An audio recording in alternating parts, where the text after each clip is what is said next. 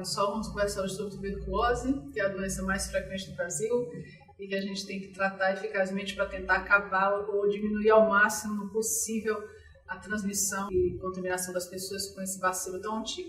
A tuberculose é uma doença infecciosa causada por uma bactéria chamada bacilo de Koch e que ela afeta principalmente os pulmões. Ela tem como sintomas principais a febre, tosse seca e contínua, cansaço, falta de apetite e um suor excessivo. Então, os pacientes com essa doença, eles geralmente procuram posto de saúde ou mesmo não, mas são aquelas pessoas que se adoecem muito frequentemente.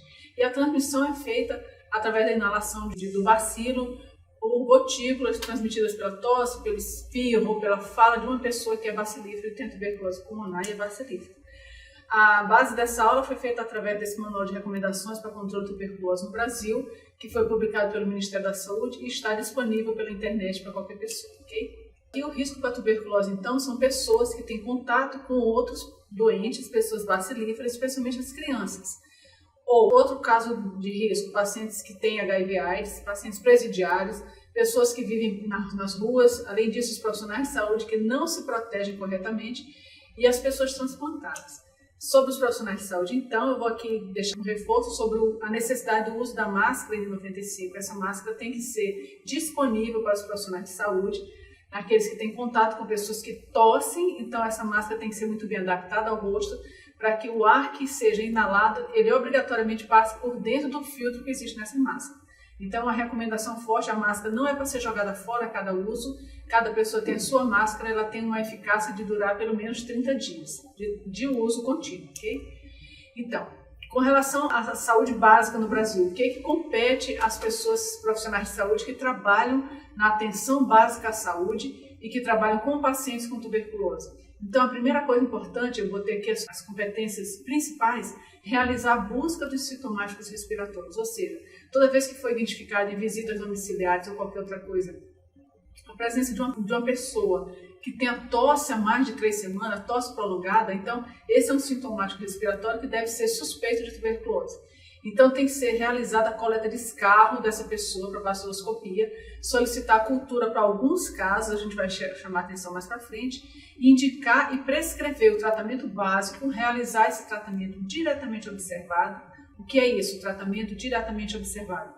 O que acontece no Brasil é que houve uma taxa muito grande de abandono e de falha desse tratamento, então o Ministério da Saúde entende que todo mundo que trabalha com a atenção básica deve ser responsabilizado junto com o paciente pelo tratamento, ou seja, os casos de falha e de abandono devem ser encarados como uma responsabilidade nossa também. Então nós temos que buscar os pacientes faltosos, temos que garantir que eles recebam a medicação e que usem a medicação corretamente, no tempo correto, porque a pessoa que falha nesse tratamento, que se sente bem depois de 2 meses de tratamento e por isso não trata mais, é o grande problema de saúde pública. E também deve se oferecer o teste anti-HIV para todos os doentes de tuberculose, uma vez que a associação dessas 2 doenças é muito frequente. Outra coisa, realizar diariamente o controle dos faltosos, ou seja, cada posto de saúde, cada setor de atenção básica deve ter o seu livro de registro com o nome dos pacientes que deveriam receber a medicação naquele dia. Se esse paciente faltou, é necessário que uma equipe vá à casa do paciente para saber por que ele faltou, se essa pessoa está se sentindo muito constrangida, se está preocupada, se achou que está bom, acha que não pode mais tomar medicação, não precisa, essa pessoa então tem que ser contactada, é necessário que seja, para que essa medicação seja garantida para ele. Realizar a investigação e controle dos contatos, ou seja, o profissional de saúde tem que fazer uma relação das pessoas que vivem com essa pessoa, que moram na mesma casa e que podem, por isso, se contaminar, para que seja feito, então, o encaminhamento dessa pessoa para o posto de saúde para fazer investigação e controle. Identificar precocemente a ocorrência dos efeitos adversos das drogas, nós vamos falar disso mais para frente um pouco, realizar a vacinação BCG, especialmente para as crianças recém-nascidas, indicar, realizar ou referenciar, quando necessário, os contatos para uma prova de tuberculose. O Brasil é um dos 22 países priorizados pela Organização Mundial de Saúde que concentram 80% da carga mundial de tuberculose. E esses 22 países concentram 80%.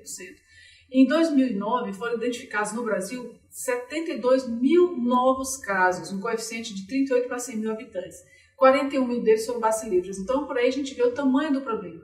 As pessoas que vivem muito confinadas, muito de casa, às vezes naqueles ambientes de muitas pessoas, nos bairros muito populosos, eles podem transmitir muito eficazmente essa doença. O Brasil, então, está na 19ª posição em relação ao número de casos no mundo e a 104ª posição em relação ao coeficiente de incidência, ou seja, da densidade de pessoas dentro de uma população. Diagnosticar e tratar correto e prontamente os casos de tuberculose são as principais medidas para o controle da doença. Então, como é que a gente é eficaz? Se a gente identificar as pessoas e tratar. A tuberculose é transmitida por via aérea, praticamente todos os casos. Os doentes bacilíferos, ou seja, aqueles cuja baciloscopia discal é positiva, são a principal fonte de infecção. Então, imagina uma pessoa dentro de casa tossindo, a presença de crianças e outros adultos também, em quartos pequenos, locais pequenos, é uma transmissão muito eficaz. As formas exclusivamente extrapulmonares não transmitem a doença. Então, como é feita a busca ativa de casos? Para interromper a cadeia de transmissão da tuberculose, que é o nosso objetivo, é fundamental descobrir precocemente os casos bacilíferos. Então, a gente prioriza as pessoas que são sintomáticos respiratórios, ou seja, as pessoas que têm tosse prolongada é aquela que tem mais de 3 semanas de duração, essa pessoa é fortemente suspeita de tuberculose. Claro que pode não ser, existem outras doenças que fazem isso, mas são suspeitos. 90% dos casos de tuberculose são da forma pulmonar e desses pulmonares, 60% são bacilíferos, ou seja, ainda tem pessoas que têm tuberculose pulmonar e não eliminam o bacilo e têm que ser tratadas, mas não são os que causam maior risco. A cada 100 sintomáticos respiratórios examinados, espera-se encontrar em média 3 ou 4 doentes bacilíferos. Então, o que a gente faz mediante o encontro de uma pessoa que a gente considera um sintomático respiratório? Coleta 2 amostras de escarro, uma no momento da identificação daquela pessoa e a outra no dia seguinte. Fornece o paciente um copinho para ele de manhã cedo escarrar e levar para o posto de saúde. Eu coloquei ali a área externa do serviço de saúde, é que na hora da coleta não deve ser feita ali na frente do profissional de saúde, numa sala pequena e sem janelas, ok, pessoal? Então a gente também não pode se expor demais. Registrar as atividades nos instrumentos padronizados.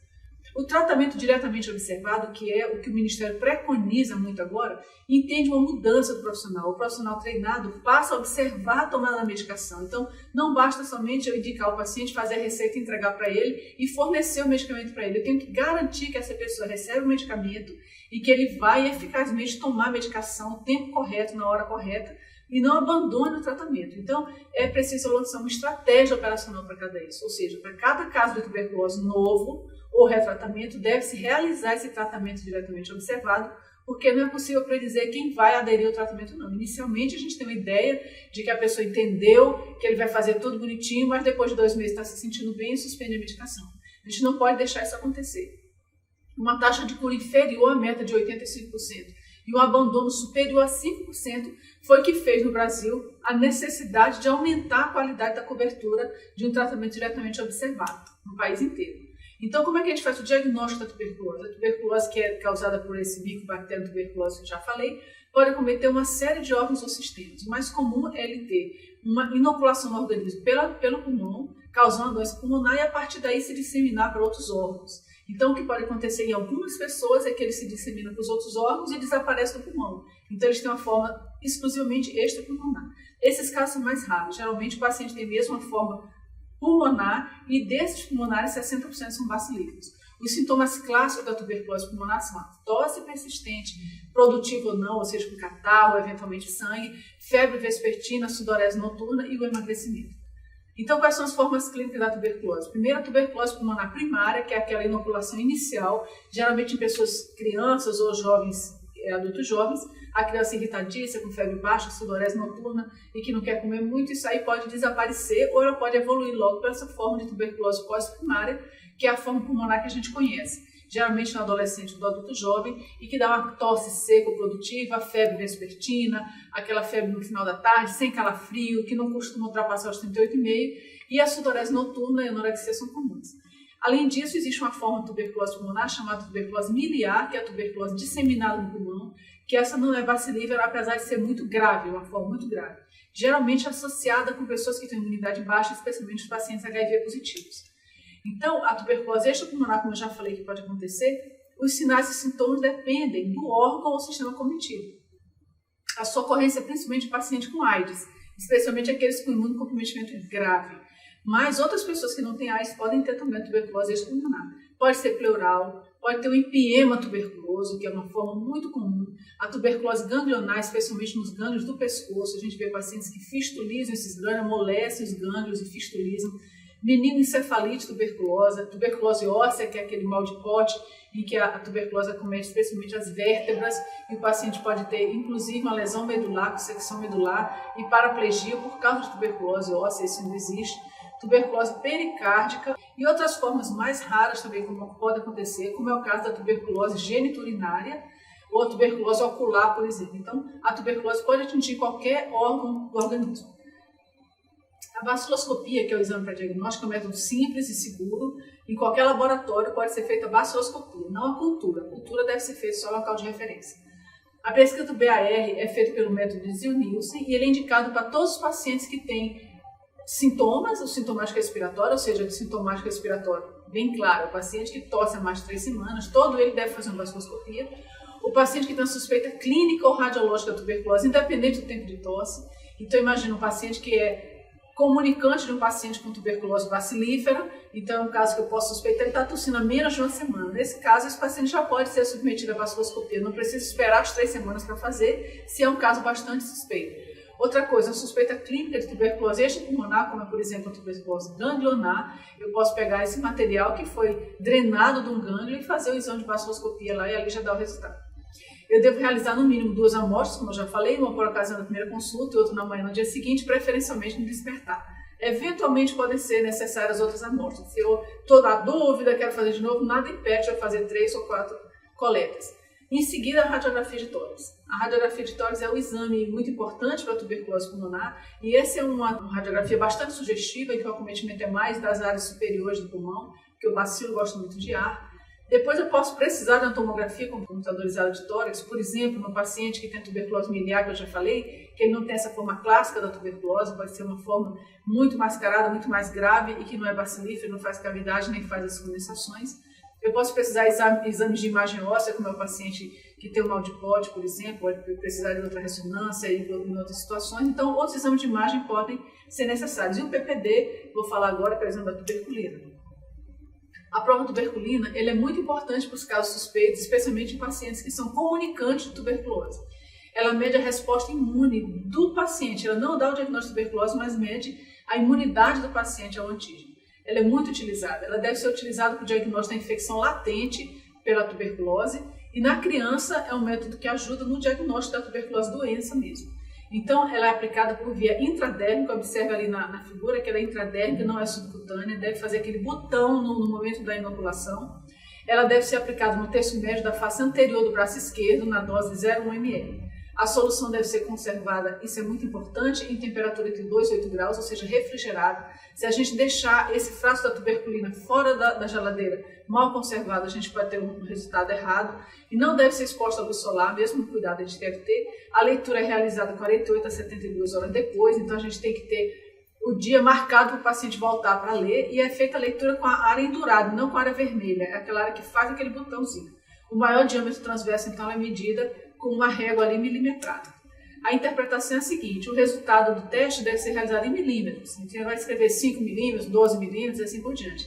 A classificação isolada em não reator, reator fraco e reator forte não é mais usada, isso foi antigo. As reações falso-positivas podem ocorrer em indivíduos infectados por outras micobactérias, vacinados com BCG, especialmente se a BCG foi recente, ou um paciente que fez um PPD há pouco tempo também pode acontecer. Agora, reações falso-negativas em paciente, por exemplo, da tuberculina mal conservada, aquilo que eu falei, fora da geladeira, ou paciente que tem imunodepressão, ou seja, paciente soropositivo, que tem neoplasia, que usa um corticoide, que tem lúpus, e várias outras situações podem acontecer as reações falso-negativas. Então, tem que estar atento a isso. Só reforçando o resultado, então, deve ser registrado como positivo ou negativo, mas deve ser escrito o tamanho em milímetros que foi encontrado. Os indivíduos que têm um PPD documentado, um resultado de PPD positivo, ele não pode ser retestado, porque pode ser um teste positivo demais, pode até chegar a fazer úlcera no local. O sugestivo de infecção por Mycobacterium tuberculosis é que se o PPD for igual ou superior a 5 em crianças que não foram vacinadas, ou pessoas que não foram vacinadas, ou que foram vacinadas há mais de 2 anos, se vier um PPD reator, acima de 5 eu já devo considerar como sugestivo de infecção, ou com qualquer condição imunossupressora. Crianças vacinadas há menos de 2 anos, considera sugestivo com infecção igual ou superior a 10. Tá? Então, o BCG, se for a menos de 2 anos, só é positivo acima de 10, e se for a mais de 2 anos, já é positivo a partir de 5 milímetros.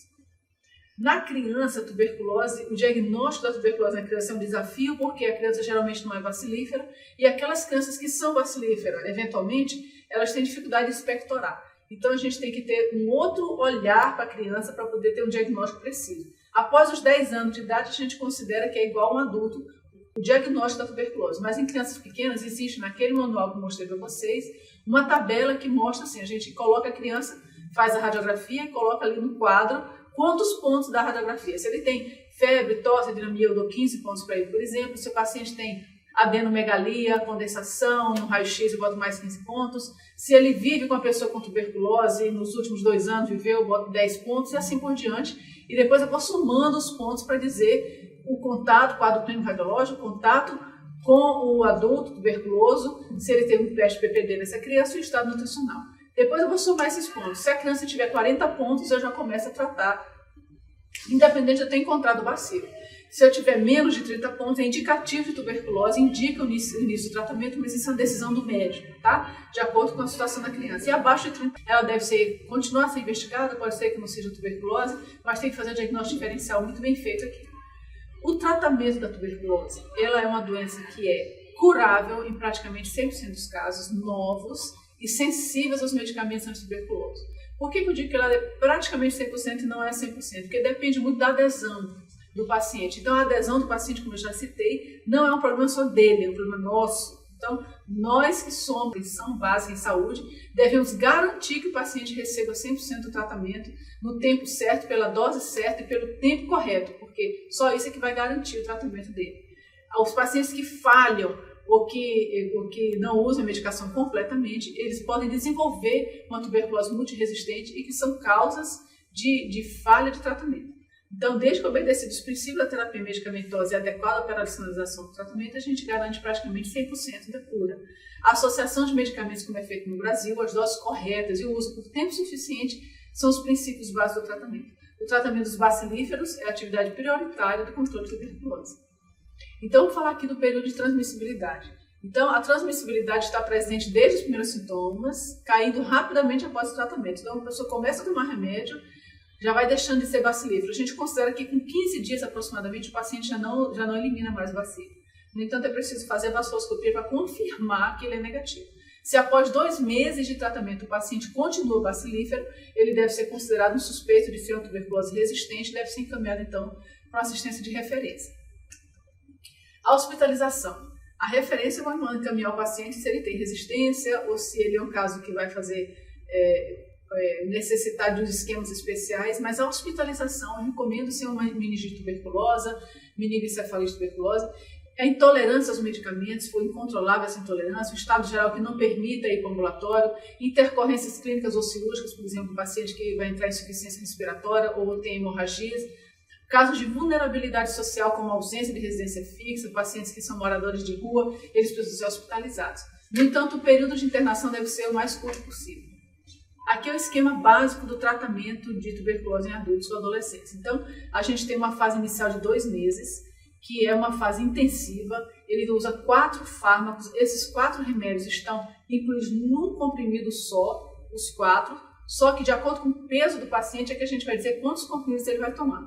Então, por exemplo, se o paciente tem entre 20 e 35 quilos, são 2 comprimidos, de 36 a 50 quilos, 3 comprimidos e mais de 50 quilos, 4 comprimidos. A duração dessa primeira fase é de 2 meses, ok? Depois a gente passa para a segunda fase, que é a fase de manutenção, tão importante quanto a primeira, que são de 4 meses de duração e o paciente vai tomar de acordo com a faixa de peso, o número de comprimidos que vai ser fornecido. A gente tem que peçar ao paciente acompanhar, mas a gente tem que garantir que o paciente está tomando essa medicação. Então, é necessário fazer visita domiciliar no paciente, ver por quê, pedir para ele para olhar a cartelinha de medicação para ver se ele está tomando corretamente. Então, os medicamentos deverão ser administrados preferencialmente em jejum, uma tomada só antes do café da manhã. Se a intolerância digestiva acontecer, a gente pede para ele usar junto com a alimentação. O tratamento das formas extrapulmonares, exceto a meningoencefálica, é exatamente igual à forma pulmonar. Por que é exceto a meningoencefálica? Essa forma ela dura 7 meses da segunda fase do tratamento, ou seja, um total de 9 meses de tratamento. É a única diferença, assim como os pacientes com HIV. Em casos individualizados, o tratamento pode ser prolongado pela segunda fase, em alguns casos específicos. Mas aqui, no geral, regra geral, são 6 meses de tratamento. Aqui é o esquema de tratamento da meningite cefálica, só mostrando aquela situação que eu falei para vocês, de 7 meses de tratamento na fase de manutenção, num total de 9 meses de tratamento. Eu tenho que conhecer os efeitos colaterais maiores e os menores. Os efeitos colaterais menores, o paciente que tem intolerância gástrica, ou o paciente que tem um rastro cutâneo, tem urina vermelha, eu só vou orientar esse paciente se ele tiver neuritezinha, fazer complexo B, se ele estiver vomitando, fazer medicação depois da comida e assim por diante. Agora, efeitos colaterais maiores, tipo psicose, hepatotoxicidade, que é o grande problema que a gente muito teme, e a gente tem que identificar, o paciente vai ficando irritérico e começa a ter problema, tem que ser encaminhado rapidamente para um centro de referência ou para um hospital, ou o paciente com hipoacusia, ou seja, que vai perdendo a audição, o paciente com nistagmo, com plaqueta baixa, anemia hemolítica, esses pacientes a gente tem que suspender a medicação e encaminhar para um centro de referência para fazer um tratamento então alternativo, porque ele não está tolerando muito bem a medicação.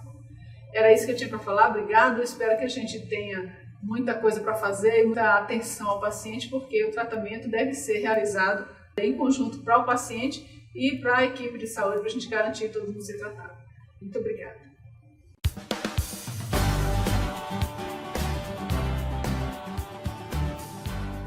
A equipe do Núcleo de Telesaúde do Hospital Universitário da Universidade Federal do Maranhão gostaria de agradecer pela sua atenção e convidá-lo a utilizar a plataforma de Telesaúde Brasil Redes para postar suas dúvidas. Estaremos à sua disposição sempre que necessário.